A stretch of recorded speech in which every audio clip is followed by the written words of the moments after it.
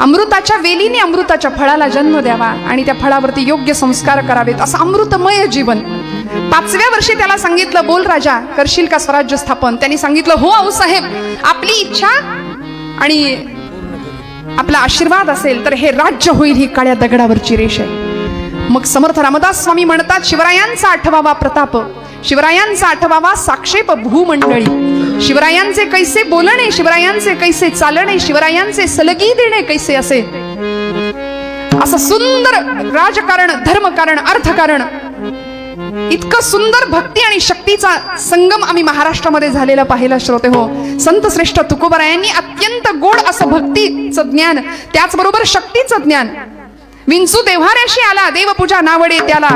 अफजल खान महाराष्ट्रावर चालून आला, त्यावेळी छत्रपती तुकोबरायांची भेट होताच तुकोबराय सांगतात, राजा, विंचू देव्हाऱ्याशी आला, देवपूजा नावडे त्याला, तेथे पैजाराचे काम अधमाशी तो अधम. अरे वेड्या, आपल्याच देवतांना फोडणारा अफजल खान, त्याला तू शिल्लक नाही ठेवायचं.